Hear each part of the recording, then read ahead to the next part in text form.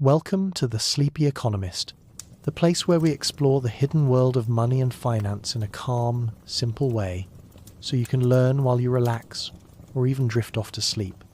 Tonight, we're diving into something you've probably felt in your own life: the rat race. That endless cycle of working harder, earning money, paying bills, only to start again, never feeling like you move forward. The obvious answer is to just work harder. But if that were true, most people would already be free, and they're not. Stay with me, because in this video you'll discover why escaping the rat race feels impossible, and the deeper truth that no one explains, but that will completely change how you see money and freedom. So get comfortable, take a deep breath, and let's begin. Imagine this. The alarm rings, you open your eyes, and before you've even had a chance to breathe, your mind is already racing. You think about the emails waiting, the commute ahead, the bills due at the end of the month. You get up, dress, go to work, put in your hours, come home, and repeat it all tomorrow. Days blur into weeks, weeks into months, and yet somehow, despite all the effort, life feels strangely stuck. This is the rat race, not just a phrase, not just a metaphor, but a cycle so deeply embedded into modern life that most people don't even question it anymore. It's the silent pattern of working for money, spending most of it, and then working again forever. What makes the rat race so powerful is its invisibility. From the outside, everything looks normal. You're doing what everyone else is doing. You have a job, maybe a house, a car, subscriptions, bills, responsibilities. Society even praises you for it. You're hardworking, responsible, successful. But beneath the surface, you may sense a quiet frustration, a nagging feeling that no matter how hard you run, you're not moving forward. The truth is that the rat race isn't just about money, it's about control. It's about a system designed to keep people busy enough to never stop and ask deeper questions.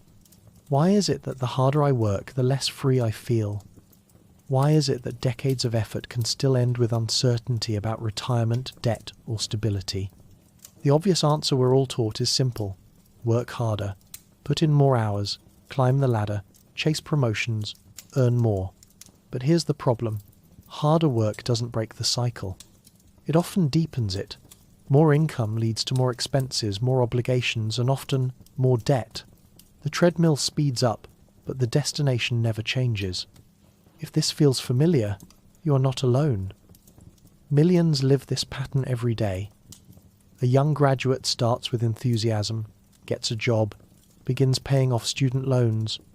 A few years later, they buy a car on credit, maybe a house with a mortgage. They start a family, take on more bills, more insurance, more expenses, and suddenly their choices shrink. They can't risk leaving the job they dislike because too many payments depend on it. The rat race has closed around them, quietly, without them ever noticing when it happened. But here's the most surprising part. This cycle isn't accidental.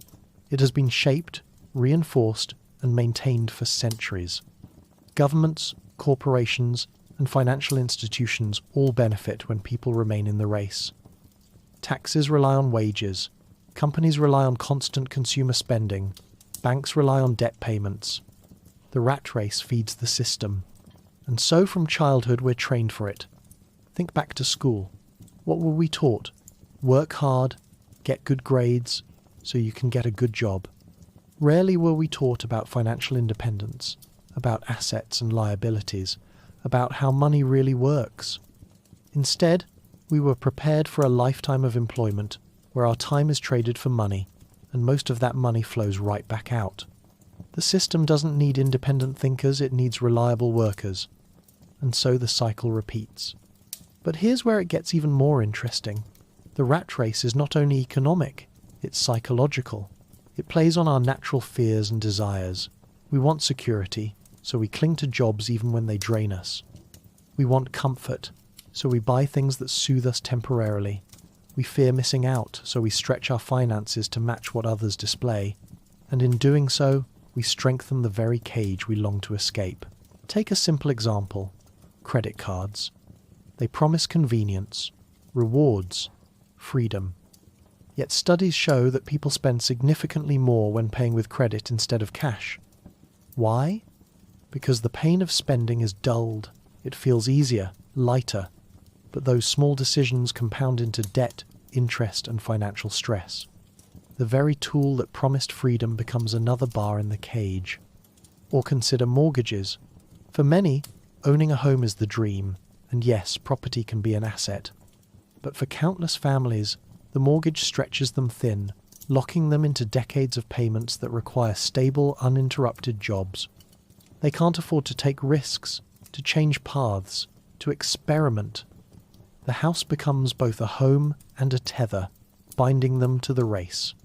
And yet, if you ask most people, they'll tell you it's normal. This is just how life works. Work, earn, spend, retire.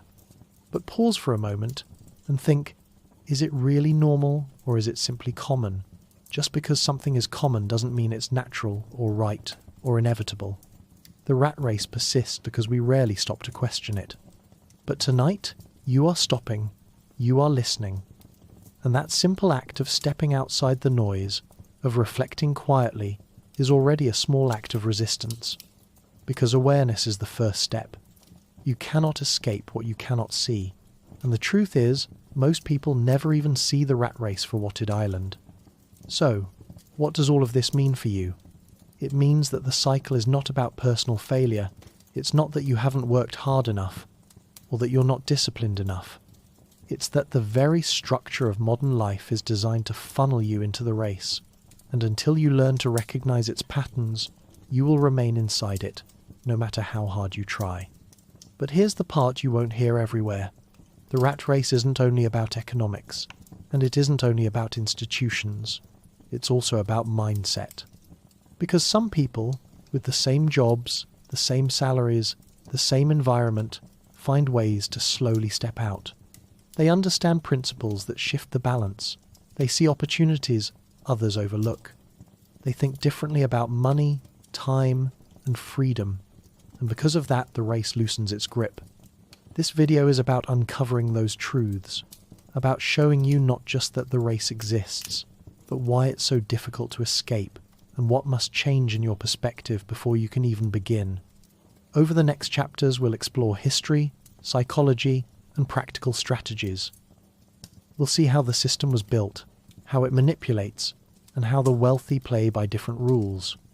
But most importantly, we'll discover what you can do, step by step, to shift your path. For now, just let this idea settle. The rat race is not an accident. It is a design. And the sooner you understand the design, the sooner you can begin to look for the exit. So stay with me, because in the next part, we'll go back in time. We'll uncover how the race began, why it was created, and how history set the stage for the cycle you feel today. And trust me, that story is even stranger than you might imagine. To understand why the rat race feels so impossible to escape, we need to travel back in time, because this cycle, the endless loop of work, spend, repeat, wasn't born yesterday. It has roots stretching across centuries, hidden in the way societies organized labor, money, and control. And once you see the history, you realize the rat race is not just a modern problem. It is a story humanity has been repeating, in different forms, for thousands of years. Imagine ancient Mesopotamia, over 4,000 years ago. The world's first cities rise between the Tigris and Euphrates rivers. Farmers bring their harvest to storehouses, and temples record who owes what. Clay tablets show one of the earliest forms of debt. If you couldn't pay, you worked for the temple, or for a wealthy family, until your debt was cleared. The seeds of the rat race were already there. Labor traded for survival, obligations binding people in cycles they could not easily escape. Move forward to ancient Egypt. The pyramids were not built by slaves in chains, as many imagine, but by laborers paid in bread, beer, and shelter. They worked for rations, for basic survival, tied to the rhythm of the Nile and the demands of the pharaoh.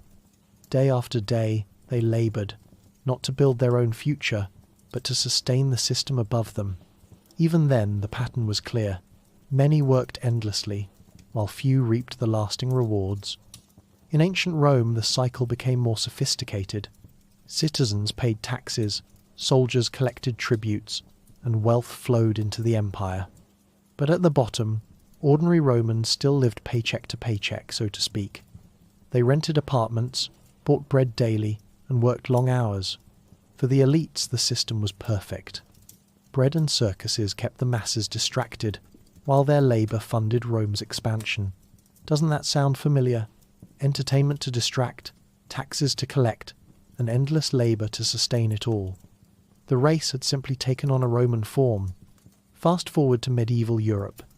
Feudalism locked peasants to the land.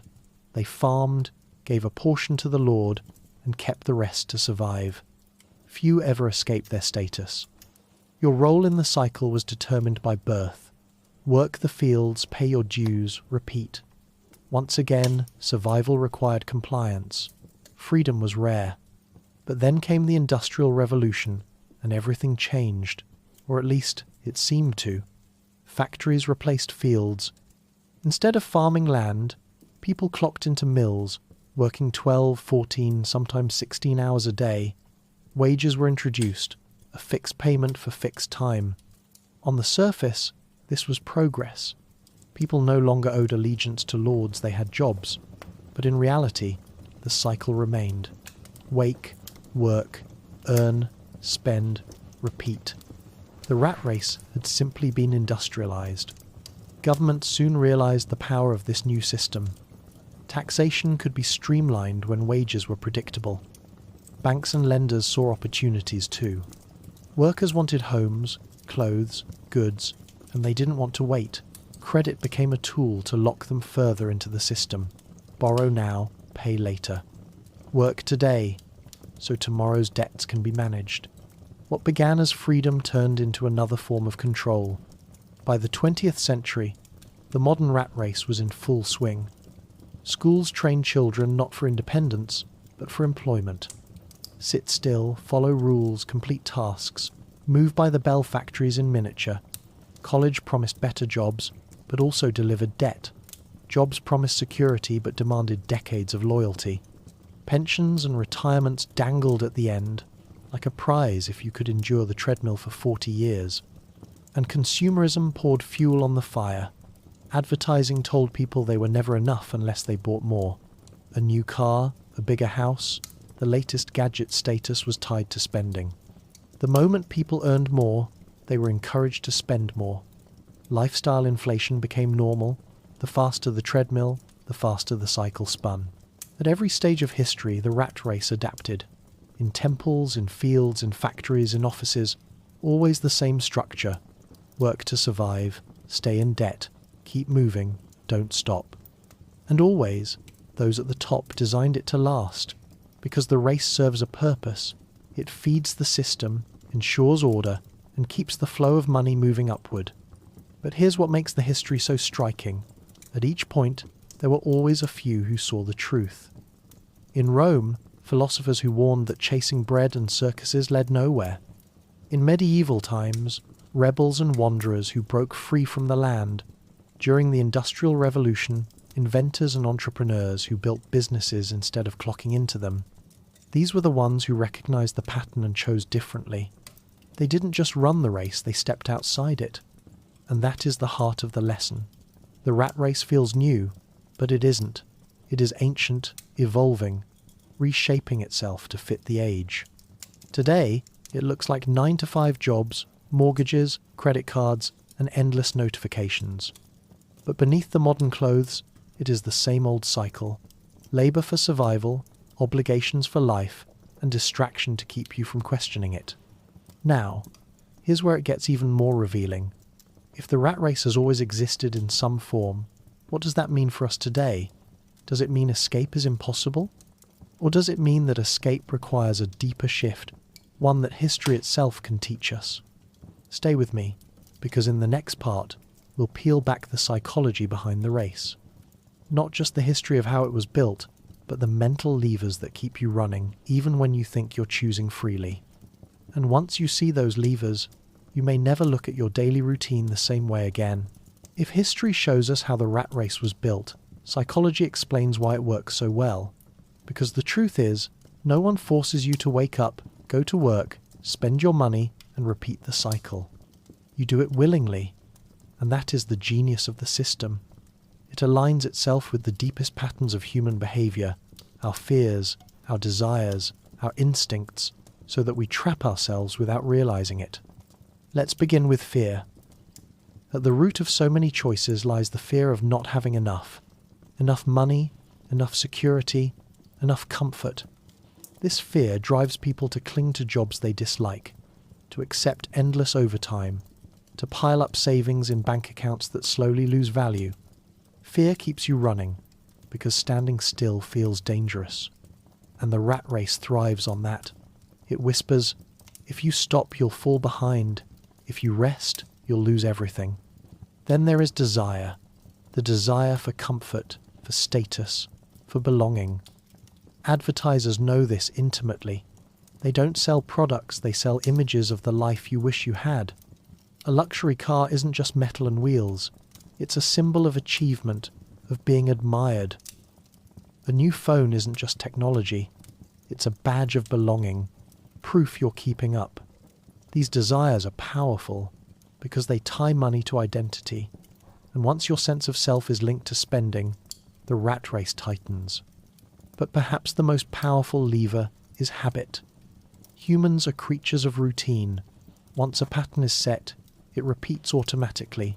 Wake up, go to work, get paid, spend, sleep. The cycle becomes invisible because it becomes normal. Psychologists call this the status quo bias, the tendency to prefer what's familiar, even if it's harmful. The rat race feels safe, even when it's draining, simply because it's what we know. Another psychological trick at play is present bias, the tendency to value immediate rewards over future gains. That's why a shiny purchase today feels irresistible, while saving for retirement decades away feels abstract. The brain is wired to seek instant gratification, and the rat race offers it in endless forms: sales, upgrades, entertainment, fast food, subscriptions. Each small pleasure costs money, and each cost keeps you running. Debt taps into this bias perfectly. Buy now, pay later, enjoy today, worry tomorrow. It feels harmless until tomorrow arrives with interest attached. And then the cycle deepens, working more to pay for past desires while still chasing new ones. The rat race thrives because it doesn't just trap your wallet, it traps your psychology. There's also the fear of missing out FOMO. If everyone around you is running the race, you feel pressure to keep pace. Your colleague buys a new car, your neighbor renovates their house, your friend posts vacations online. You may not need those things, but you feel left behind without them. And so you spend, not for yourself, but to stay in step with others. The rat race is contagious, spread by comparison. One of the subtler traps is the sunk cost fallacy. Imagine spending years in a career you don't love. Deep down, you want to change. But you tell yourself, I've already invested too much time, too much effort. I can't start over now. And so you stay, running faster in a race you no longer want because leaving feels like admitting loss. The irony is that staying costs even more your time, your energy, your joy, but the mind resists change, and the race continues. Now, here's something even more striking. The rat race doesn't just use psychology, it reshapes it. Over time, people internalize the cycle so deeply that they defend it. Ask someone why they work endless hours, why they spend every paycheck, why they never invest, and they may say, that's just how life island. The cage becomes invisible because it becomes identity. People don't just run the race, they believe in it. But not everyone falls for the same levers. Some notice the cracks. They ask, why do I feel empty even though I have everything I was told to want? That question is the beginning of awakening. It's the moment psychology shifts from blind obedience to curious observation. And once curiosity enters, the rat race loses some of its grip. Still, breaking free requires more than awareness. It requires reprogramming. Think of your mind as a garden. For years, the soil has been filled with seeds of fear, desire, habit. To escape, you must plant new seeds. Patience, discipline and vision. You must train yourself to value long-term freedom over short-term pleasure, to see debt as a chain, not a tool, to view money not as something to spend, but as something to grow. This is why the wealthy play by different rules. They are not inherently smarter or luckier, they simply think differently. Where most see a paycheck, they see a chance to create assets. Where most see expenses, they see opportunities to invest. Where most fear debt, they see leverage used wisely. Their psychology is not wired for the race, but for the exit. And here is where things get really fascinating. Studies show that mindset predicts wealth more than income does. Two people can earn the same salary, one ends up broke, the other builds wealth. The difference is not the job, but the psychology. One runs harder in the race, the other quietly looks for the door. So, ask yourself, what levers are controlling you right now? Is it fear of losing your job, of falling behind? Is it desire for things that add little to your life? Is it habit running without questioning? Or is it identity believing this is the only way to live? The good news is that these levers can be rewired. Fear can be replaced with confidence, desire with discipline, habit with awareness, identity with vision. It doesn't happen overnight. But every shift weakens the grip of the race. And here's a small secret. Even questioning the race, as you are right now, is rare. Most people never pause long enough to reflect. They keep running until the end. By listening, by opening your mind, you are already stepping aside from the crowd, and that is the first step toward freedom. In the next part, we'll explore one of the biggest myths holding people in the rat race, the belief that hard work alone will save them. It's a comforting story, repeated for generations. But as you'll see, it's also one of the greatest illusions of all. All your life, you've probably been told the same story. Work hard and you will succeed. It is repeated in classrooms, in families, in motivational speeches. Hard work is painted as the ultimate virtue, the golden key that unlocks wealth and freedom. And yes, hard work has value. It builds discipline, resilience, progress. But here's the uncomfortable truth. Hard work alone will not set you free from the rat race. If it did, then the hardest workers in society would also be the wealthiest. Think about the construction workers who labour under the sun, the nurses pulling night shifts, the cleaners working multiple jobs, the farmers rising before dawn. They work harder than most CEOs, harder than most investors, and yet, who has the wealth, the freedom, the choice? Not the hardest workers, but those who understand how money moves. This is the myth that keeps millions trapped, the belief that more effort will eventually unlock freedom. So they push themselves to work longer hours, take on side jobs, sacrifice time with family, all while still living paycheck to paycheck.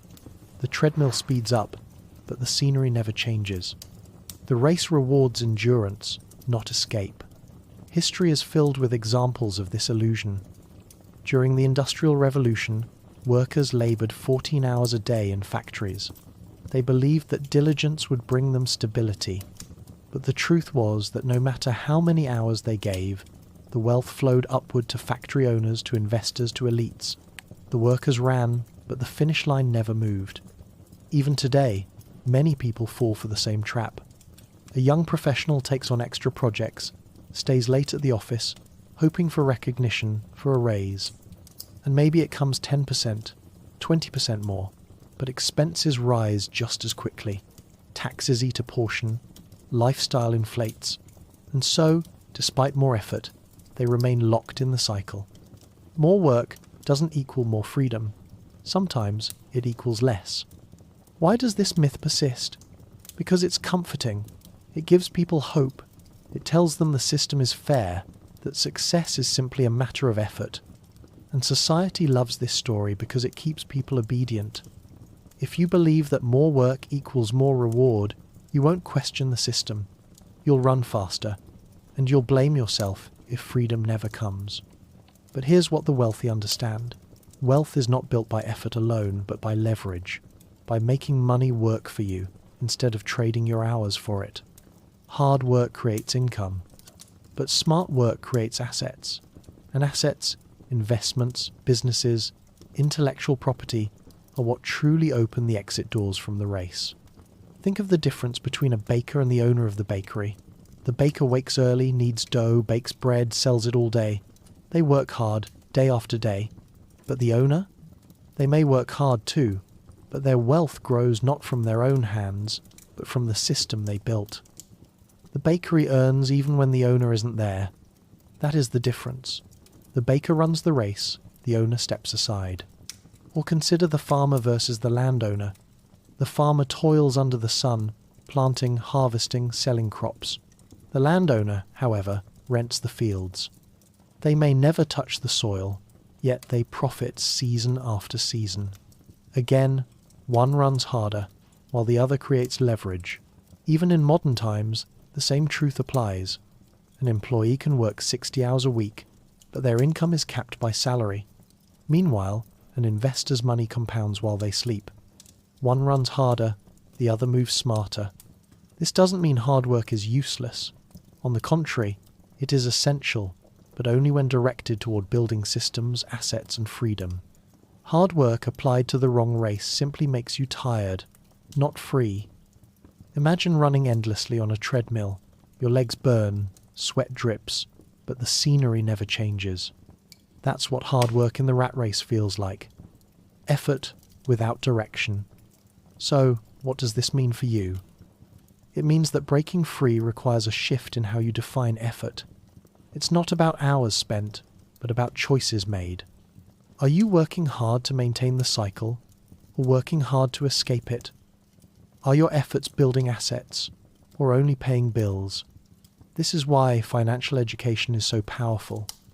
Once you understand the difference between income and assets, between working for money and making money work for you, the myth begins to fade. You see that the goal isn't just to work more, but to work differently. To direct your energy not into endless labor, but into planting seeds that grow on their own. And here's the beautiful irony. When you stop believing the myth, your hard work finally matters. Because now, it's not wasted on the treadmill. It's invested in building a path out. A business, an investment, a skill, an idea. These are the fruits of effort that multiply instead of vanish. So, next time you hear the phrase, just work harder, pause, ask yourself, harder, at what? If the answer is simply, more hours for more pay, then you may already know where that road leads. But if the answer is harder at building assets, harder at learning, harder at creating freedom, then the race begins to loosen. Stay with me, because in the next part, we'll explore how the wealthy play a completely different game. It's not just about working smarter, it's about rewriting the rules entirely. And once you see their playbook, you may never look at your own choices the same way again. By now, we've seen how the rat race works, how history built it, how psychology sustains it, and how the myth of hard work keeps millions trapped. But there is another side to the story. A side that reveals why a small minority, those we call the rich, seem to live by entirely different rules. While most run endlessly on the treadmill, they move quietly, strategically, and often with surprising ease. The difference is not luck alone or intelligence alone. It's that they are playing a different game. To understand this, let's first look at the mindset. For most people, money is something you earn, spend, and maybe save. A paycheck comes in, bills go out, the cycle continues. But for the wealthy, money is not just currency. It is a tool, a worker, a system. They see each dollar not as something to spend, but as something to deploy. And when money is deployed wisely, it begins to multiply without constant effort. Take investing, for example. The average person may put small amounts into savings accounts, where inflation slowly erodes their value. The wealthy, however, place money into assets, stocks, businesses, real estate that generate returns. These assets create income streams that do not depend on their daily labor. So while most people trade hours for money, the rich trade money for more money. But it goes deeper. Consider debt. For most, debt is a burden, a credit card balance, a car loan, a mortgage, something to be avoided or feared. But for the wealthy, debt can be a lever. They borrow not to consume, but to invest. A real estate investor might borrow millions to buy a property, then rent it out for steady income.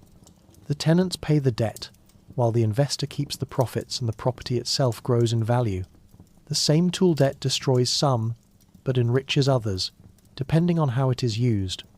Taxes tell a similar story. Employees pay taxes directly from their wages, with little room for flexibility. But the wealthy often structure their income through businesses, investments, and strategies that allow deductions, deferrals, and lower rates. The rules are the same, but the game is different. One plays as a runner, the other as a designer of the track. Now, think about time. For most, time is money. Hours equal income. If you want more income, you must give more hours. But for the wealthy, time is leverage. They build teams, systems, and companies that function even when they are absent. Their time creates structures that expand beyond themselves. Instead of being workers inside the system, they build systems others work within. Let's ground this in a story. Imagine two friends, both earning the same salary. One saves diligently, spends carefully, maybe invests a little. The other takes a portion of income, studies investing, buys a rental property, and learns to manage it. Over years, the first friend saves slowly, but inflation and expenses eat away at progress. The second builds a stream of income that grows. Eventually, the second friend owns multiple properties, each one paying more than a salary could. The first is still running, the second is stepping off the track. The difference is not that one worked harder, both may have put in equal effort. The difference is that one played by the rules of the rat race, and the other learned a new game. Another example lies in businesses. Many people dream of starting one, but fear the risks. And yes, businesses require work and sacrifice. But once built, a business can scale beyond the capacity of one person. Products sell while you sleep. Employees serve customers while you rest. Systems generate income far beyond personal labor. This is why so many wealthy individuals own businesses. It is the ultimate form of leverage. But perhaps the most important distinction is education. Not traditional school, which often trains for jobs, but financial education. The wealthy constantly seek to understand how money works, how systems function, how opportunities can be created. They study markets, taxes, investments. They talk about ideas and strategies, not just expenses and paychecks. And because of this, they see doors that others don't even realize exist. Here's the crucial insight. The rat race is not broken by force, but by perspective. If you see money only as something to earn and spend, you will run forever. But if you see money as a tool to build freedom, the race begins to shift. The rich don't have superpowers, they simply know how to use the tools differently. This doesn't mean escape is instant or easy. Many of the wealthy started inside the race. They worked jobs, paid bills, lived paycheck to paycheck. But at some point, they learned the difference between being a player and being a designer of the game. They chose to direct effort not only toward survival, but toward building assets and leverage. And over time, that choice compounded into freedom.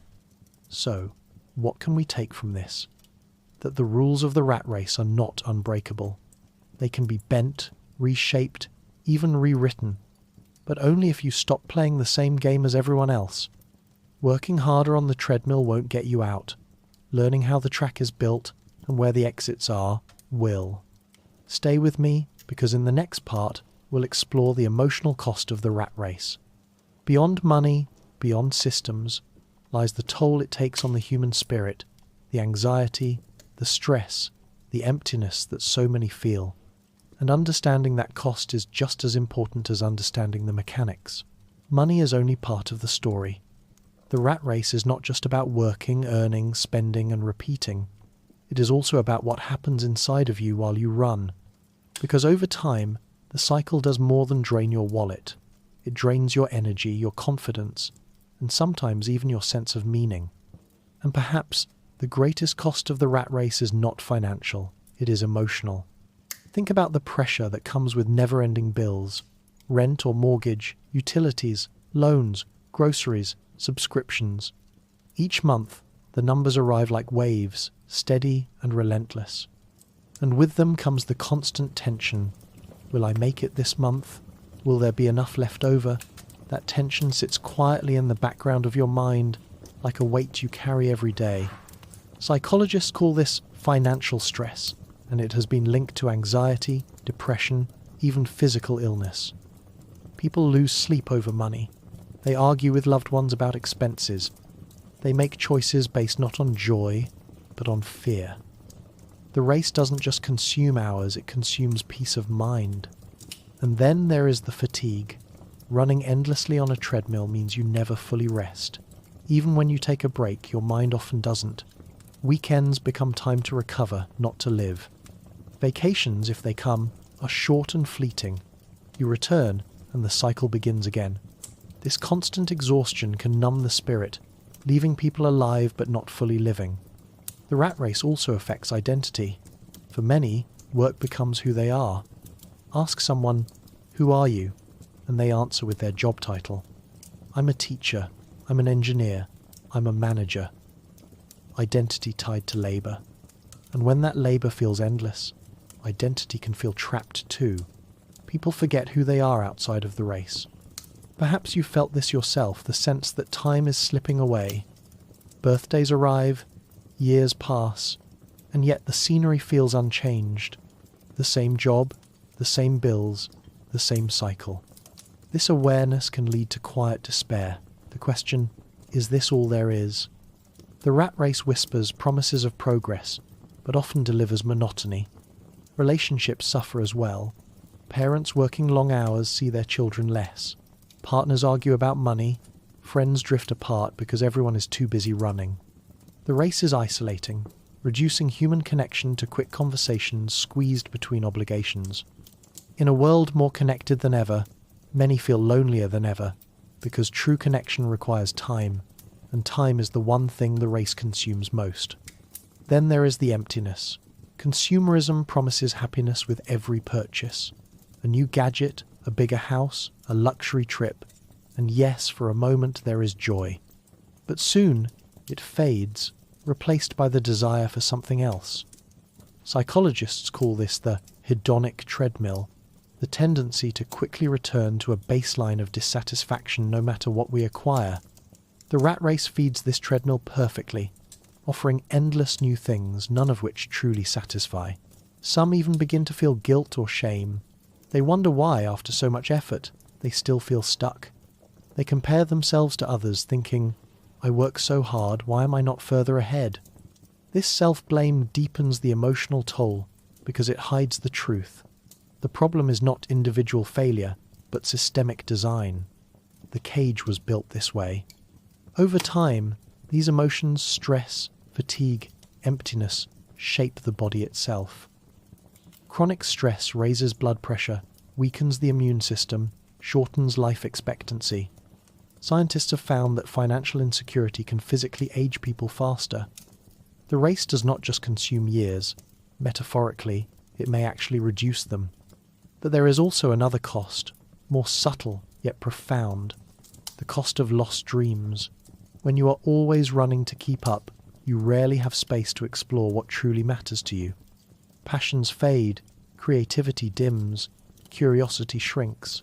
People who once loved art, music, writing, travel, slowly let those parts of themselves go, replaced by the grind of daily survival. This is perhaps the cruelest part of the race.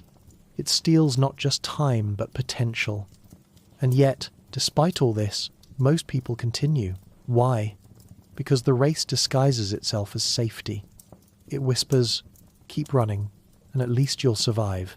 Step off, and you might fall." Fear keeps people locked in, even as the emotional toll grows heavier. But awareness changes everything. Once you see the cost not just in money but in well-being, you begin to question whether the trade is worth it. Is the security of the race truly security if it leaves you exhausted, anxious, and unfulfilled? Or is it simply a slower form of loss? Here's a thought to hold. Freedom is not only about wealth, it is also about peace of mind, joy, time with loved ones, the ability to breathe without constant worry. Escaping the rat race is not only a financial goal, it is an emotional one, and that makes it even more important. Stay with me, because in the next part we'll shift from costs to clarity. We'll look at the signs that reveal when you're truly trapped in the rat race, even if you've never named it before. And seeing those signs clearly is the first step toward change. Sometimes, the hardest part of the rat race is recognizing that you're in it, because from the inside, it looks like ordinary life. Everyone around you is doing the same things working, paying bills, chasing weekends. It feels normal, even responsible. But the truth is, there are clear signs that reveal when the cycle has you trapped. And once you can see them, you can no longer ignore them. The first sign is simple: living paycheck to paycheck. If every dollar you earn disappears into expenses, with nothing left to grow, you are caught in the cycle. It doesn't matter how much you make. Many people earning six figures still live this way. Their lifestyle rises with their income, and at the end of the month, there is nothing left.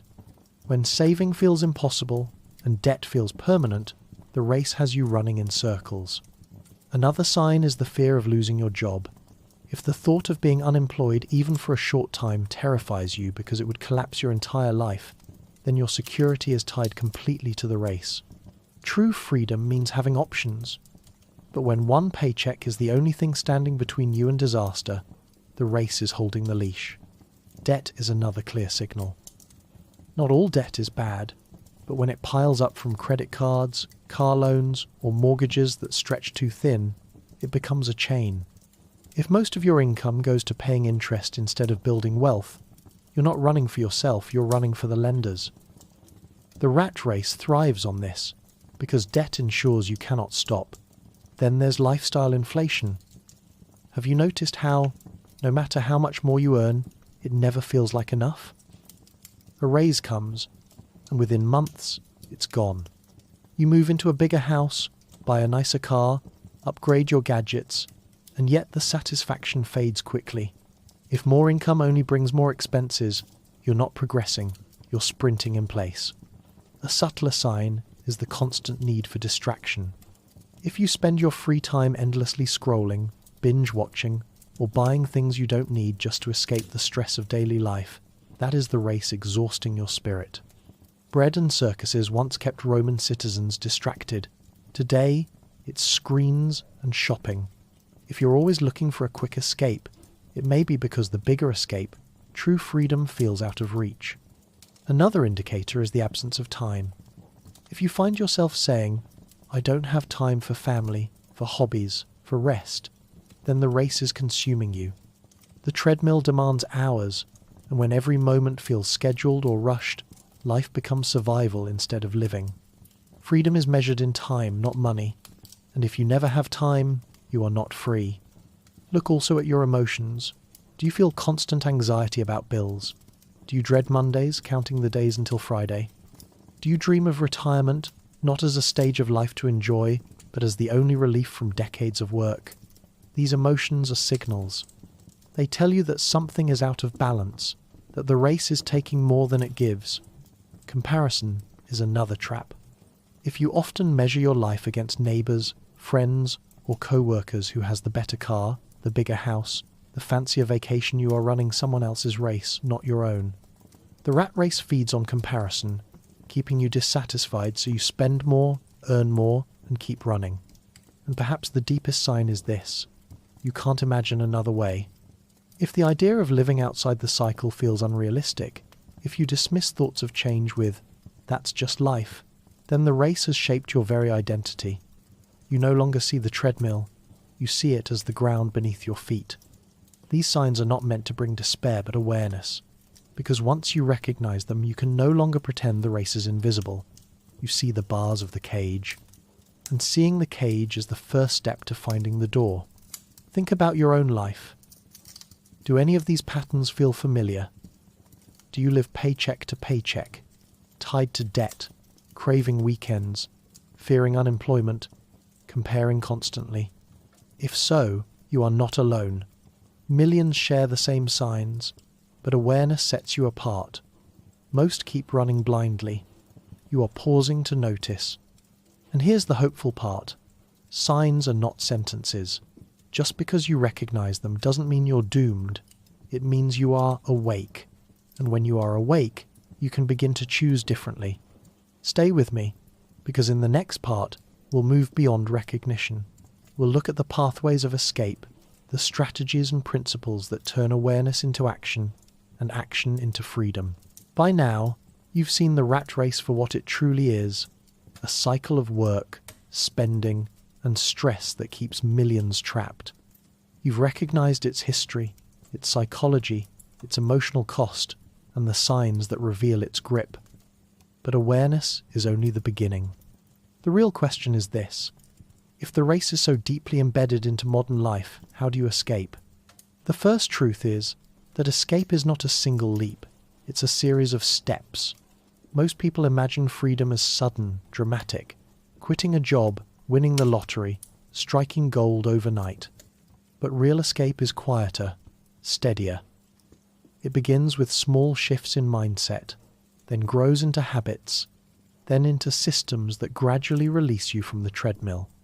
The first pathway is financial literacy. You cannot escape a system you don't understand. Most people know how to earn and spend, but not how to make money grow.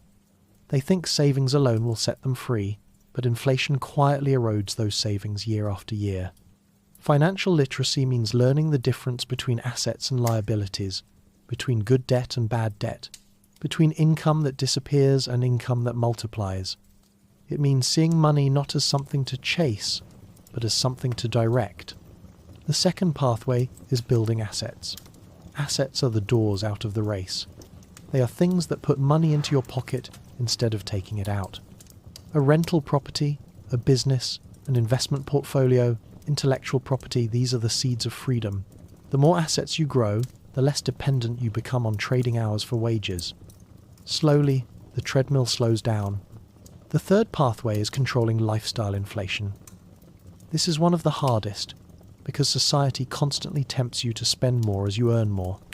But escape requires discipline, the ability to live below your means while you redirect the difference into building assets. Every dollar not spent on fleeting desires can become a brick in the foundation of freedom. Another pathway is rethinking debt. For many, debt is a prison, but for those who learn, debt can be a tool. Borrowing to consume keeps you trapped. Borrowing to invest can accelerate your exit.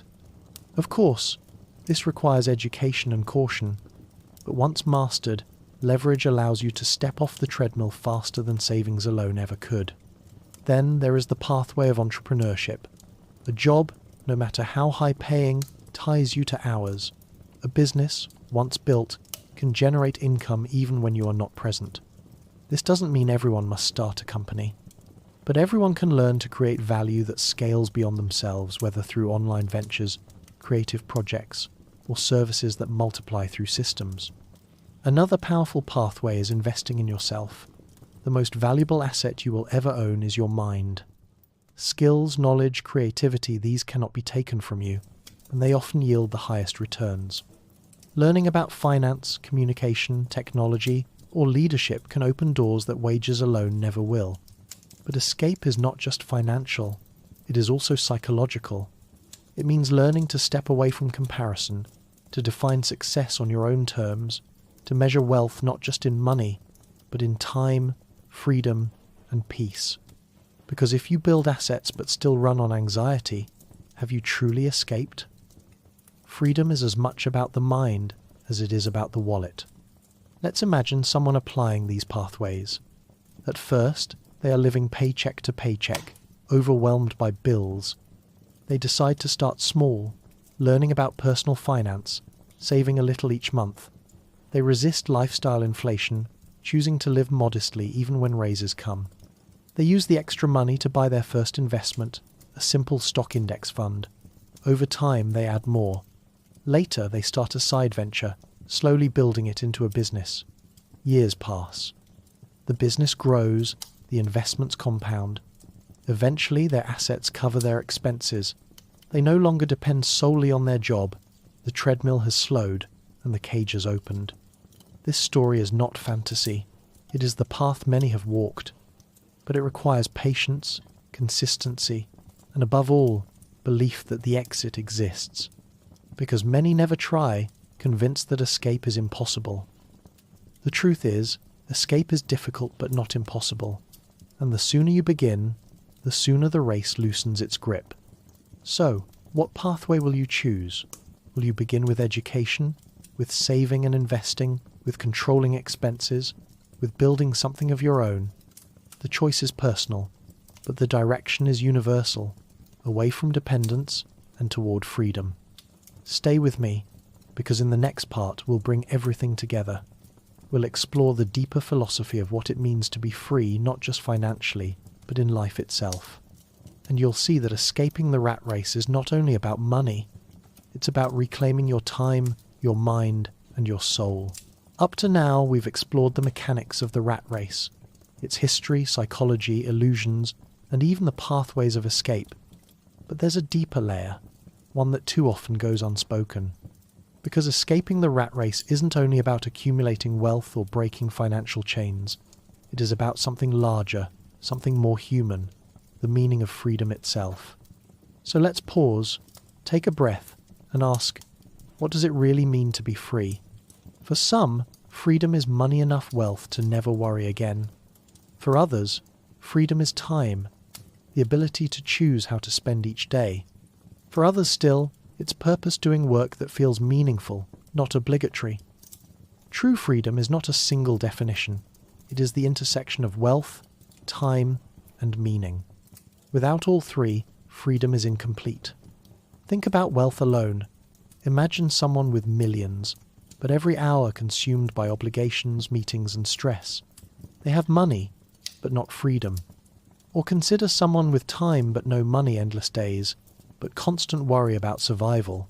That too is not freedom. And then imagine someone with both money and time, but no sense of purpose. They drift, restless, empty. Freedom without meaning becomes another kind of prison. This is why the wealthy who truly thrive are not just rich, they are free.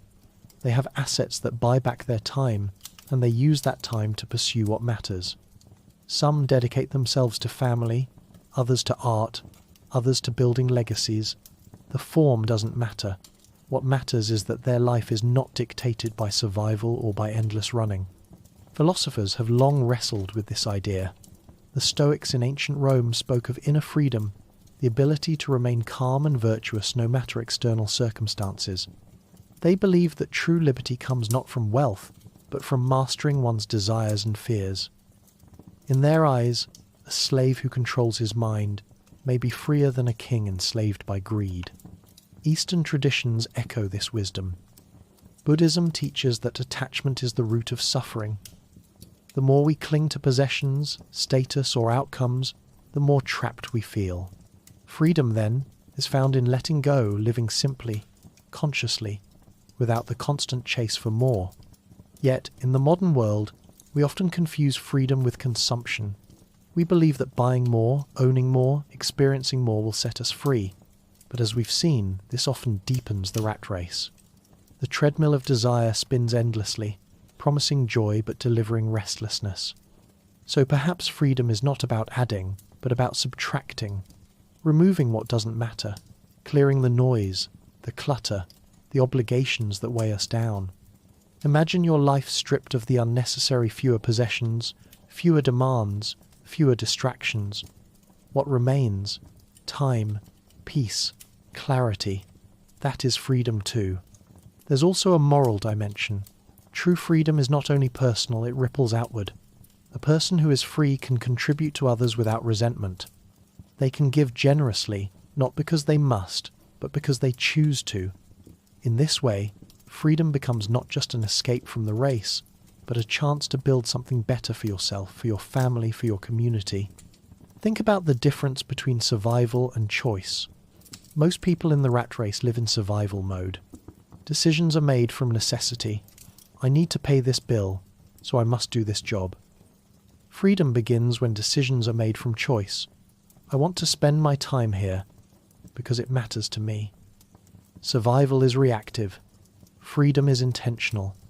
And yet, even those who achieve financial independence sometimes find themselves unfulfilled. Why? Because they mistake escape for arrival. They think, once I have enough money, I'll be happy. But happiness is not guaranteed by wealth. Happiness flows from alignment when your money, your time, and your values move together. That is the true philosophy of freedom. So ask yourself, what would freedom look like for you? Not in vague terms, but in detail. Would it mean working fewer hours, traveling, spending more time with family, creating art, writing, teaching, serving others? Visualize it, because without vision, freedom remains abstract, and abstract dreams rarely change reality. The irony is that even while running in the rat race, you can begin to live free in small ways. Taking an afternoon to rest, saying no to unnecessary commitments, choosing presence over distraction, these are acts of freedom. Every choice that aligns with your values, rather than with pressure, is a step outside the race. In the end, freedom is both external and internal. Yes, money matters. Yes, time matters. But without inner peace, without clarity, even wealth and time can feel like chains. The true escape is not only from the rat race, but from the restless mind that fuels it. Stay with me, because in the final part, we'll bring everything together. We'll look at the great unlock, the moment when you realize the rat race is not inevitable, and that your life can be designed differently. That moment of awakening is where true freedom begins. All along this journey, we've uncovered the truth about the rat race, its history, its psychology, its illusions, and its cost. We've explored the myths that keep people trapped, the strategies the wealthy use to step aside, and the emotional toll of running endlessly on the treadmill of modern life. And now, it's time to bring everything together, to see the bigger picture, and to feel the shift, the great unlock. Because here's the truth you've been waiting for. The rat race is not life itself. It is only one version of life, one path among many. For most people, it feels inevitable because it is all they've ever known. But the moment you recognize it as a design, not a destiny, you begin to see that the exit has been there all along. The great unlock begins with awareness. You cannot change what you cannot see. Most people never stop long enough to question the cycle. They wake, work, spend, sleep, repeat until decades have passed. But you have paused, you have listened, and that act alone sets you apart. Awareness is the key that opens the first door. The second part of the unlock is responsibility. Not blame because the system is designed to trap you, and that is not your fault. But responsibility because no one else will walk the path for you. No government, no employer, no lottery ticket will set you free. The decision must come from you to learn, to shift, to build. Responsibility is the moment you stop waiting for rescue and start becoming your own rescuer. The third part is vision. Freedom without direction is emptiness. But when you define what freedom means to you, whether it is time with family, creative expression, travel, service, peace of mind, you create a target. Vision transforms the vague idea of escape into a map. Without vision, you may step off the treadmill only to wander. With vision, you step into purpose. The fourth part is action. Not grand, dramatic leaps, but small, consistent steps. Saving when you can. Investing wisely. Resisting lifestyle inflation. Building assets. Learning constantly. Saying no to what doesn't align. Each step may seem small, almost invisible at first. But freedom is built brick by brick, until one day you realize the walls of the cage have fallen. And finally, the great unlock is not only about money, it is about life. Because what good is wealth without peace? What good is time without meaning? The ultimate escape is when your resources, your time, and your values align. That is when you stop running, not because you're tired, but because you no longer need to. You are free. Think about this. Every generation before us has faced some version of the rat race. Ancient farmers tied to land, Roman citizens distracted by bread and circuses, factory workers bound to long hours, office workers bound to endless commutes. The race changes form, but the principle is the same, and in every generation, a few step aside. They see differently, they choose differently, they live differently. You can be one of them. Perhaps the most important realization is this: the race was never designed for you to win. Its purpose is to keep you running.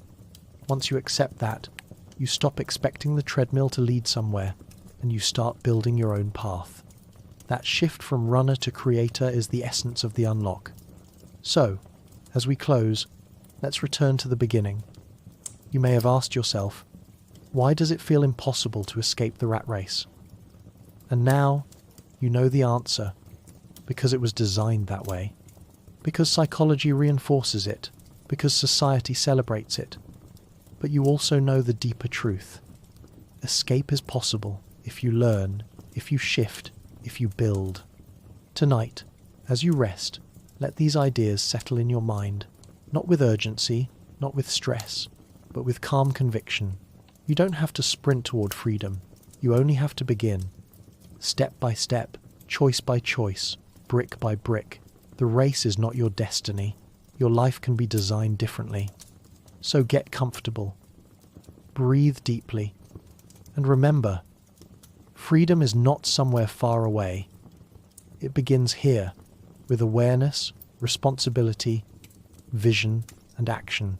That is the great unlock, and it is already within your reach.